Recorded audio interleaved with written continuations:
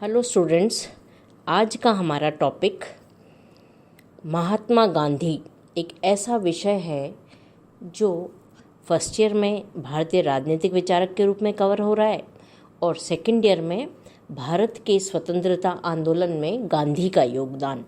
तो ये इस टॉपिक को आज के मेरे इस लेक्चर में मैं कवर करूँगी, जिसमें हम पहले जीवन परिचय और उसके बाद भारत की स्वतंत्रता आंदोलन में उनकी क्या भूमिका है उस पे हम अपना टॉपिक करेंगे। मोहनदास करमचंद गांधी 2 अक्टूबर 1869 यानी कि 1869 में गुजरात के पोरबंदर नामक स्थान पर जन्म हुआ। मोहनदास करमचंद गांधी उनका नाम था। उनके पिता का नाम था करमचंद, उनकी माता का नाम था पुतलीबाई और उनकी पत्नी कस्तूरबाई, जिनको आज हम कस्तूरबा के नाम से जानते हैं। गांधी जी की मैं जब बात करूं तो गांधी जी भारतीय राजनीति में केवल एक विचारक के रूप में नहीं, बल्कि एक बहुत महत्वपूर्ण व्यक्तित्व के रूप में, एक समाज सुधारक के रूप में, धार्मिक सुधारक के रूप में, आर्थिक सुधारक के रूप में, नैतिकता का पुरोधा जिसको हम कहते हैं, जिन्होंने साध्य और साधन दोनों की पवित्रता पर जोर दिया, जिन्होंने दुनिया को सत्य और अहिंसा के मार्ग पर चलना सिखाया। और आज 150 साल बाद भी हम सभी गांधी के योगदान को अपने जीवन में उतारना चाहते हैं। और कोई भी देश हो, केवल भारत नहीं बल्कि अंतर्राष्ट्रीय जगत में अमेरिका, ब्रिटेन आदि ऐसे कई राज्य हैं जो गांधी के योगदान को बहुत महत्वपूर्ण बताते हैं और विश्व राजनीति में उनकी एक अमिट छाप रही है। गांधी जी की जब हम जीवन परिचय की बात करें तो गांधी जी पर किन का प्रभाव रहा है, हम सबसे पहले उसकी चर्चा कर रहे हैं। तो गांधी जी की हम बात करें तो उनकी माता का उनके ऊपर काफ़ी प्रभाव देखने को मिलता है। उनकी माता का धार्मिक सहिष्णुता, पवित्रता, व्रत और उपवास की महत्ता, ये सारी चीज़ें गांधी जी के जीवन में उनकी माता के प्रभाव से आई है। उनके पिता की सादगी, सत्य और उदारवादी सोच, कर्मठता, ये सारी चीज़ें उनको अपने पिता से प्राप्त हुई हैं।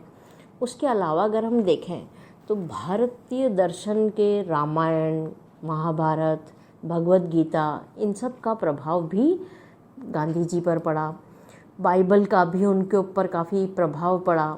रस्किन की रचना अनटू द लास्ट, उसके अलावा लियो टॉल्स्टॉय, उनका भी उनके ऊपर प्रभाव देखने को मिला। तो ये सारी चीज़ें हमें गांधी जी के ऊपर प्रभाव में। गोपाल कृष्ण गोखले उनके राजनीतिक गुरु थे और उनकी सोच भारत की राजनीति में गांधी को लाने के लिए गोखले का एक बहुत बड़ा योगदान माना जाता है। गांधी जी को कई उपाधियां दी गईं, जिसमें बापू सबसे लोकप्रिय उपाधि थी और यह बापू की उपाधि उन्हें सरोजिनी नायडू ने दिया था। रविंद्रनाथ टैगोर ने उन्हें महात्मा कहकर पुकारा, तो सुभाष चंद्र बोस ने उन्हें राष्ट्रपिता के नाम, जो आज भी हम सभी कहते हैं he is the father of our nation, ये टाइटल उन्हें सुभाष चंद्र बोस ने दिया था। अंग्रेज़ों ने भी उन्हें प्रथम विश्व युद्ध में भारतीयों को प्रेरित करने के लिए, ब्रिटिशर्स का सहयोग करने के लिए गांधी जी ने अंग्रेज़ों को दिलवाया था, जिस कारण अंग्रेज़ों ने भी उन्हें केसरी-ए-हिंद की उपाधि प्रदान करी और बाद में उन्हें फ़कीर के नाम से भी अंग्रेज़ों ने उनको बुलाया था। गांधी जी ने अनेकों लेख और रचनाएं लिखी हैं, जिसमें सबसे प्रमुख उनकी आत्मकथा सत्य के साथ मेरे प्रयोग, माय एक्सपेरिमेंट्स विद ट्रूथ, और दूसरी रचना हिंद स्वराज, ये दोनों रचनाएं बहुत प्रमुख हैं। कुछ प्रमुख न्यूज़पेपर्स भी थे जो गांधी जी ने लिखे, जिसमें यंग इंडिया, हरिजन, इंडियन ओपिनियन, ये कुछ ऐसे लेख हैं जो गांधी जी ने लिखे। अगर हम देखें तो गांधी जी ने एशिया, अफ्रीका और यूरोप, 3 महाद्वीप में उनका जीवन काल व्यतीत हुआ है। यूरोप में उन्होंने बैरिस्टर की पढ़ाई करी। साउथ अफ्रीका में शुरुआती उसमें जब वो वकालत में कंपनी की तरफ से गए थे तो वहाँ पर रहे सत्याग्रह पहली बार उन्होंने दक्षिणी अफ्रीका में ही प्रारंभ किया।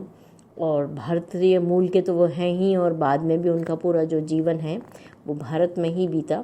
तो ये 3 ऐसे महाद्वीप हैं जिनको हम कह सकते हैं कि जो गांधी के जीवन में, जिन्होंने गांधी की यात्रा को अनुभव किया।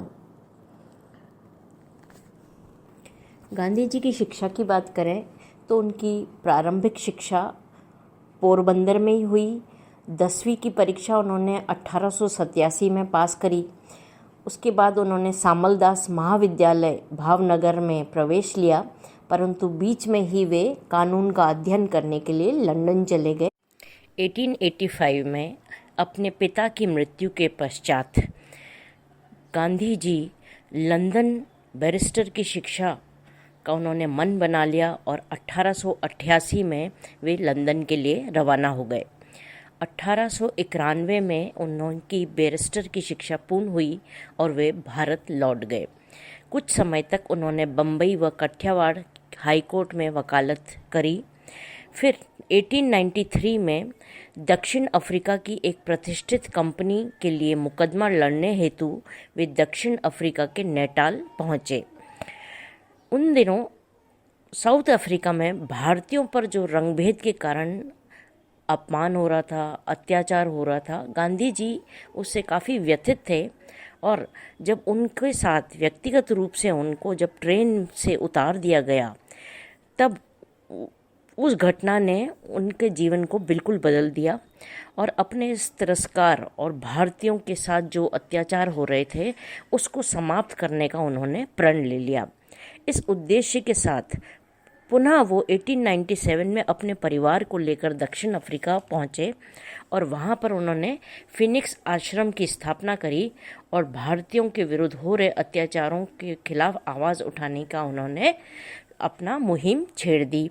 1906 में दक्षिणी सरकार द्वारा पारित एशियाटिक रजिस्ट्रेशन एक्ट के विरुद्ध उन्होंने पहली बार सत्याग्रह छेड़ा और इसमें उन्हें सफलता भी हासिल की। सरकार द्वारा भारतीयों के हितों के अनेक अधिकारों को कानूनी स्वीकृति मिली व उन नियमों को रद्द किया गया जो भारत के विरुद्ध थे। 1914 में गांधी जी भारत लौट गए और तत्पश्चात भारतीय राजनीति में उनका प्रवेश माना जाता है।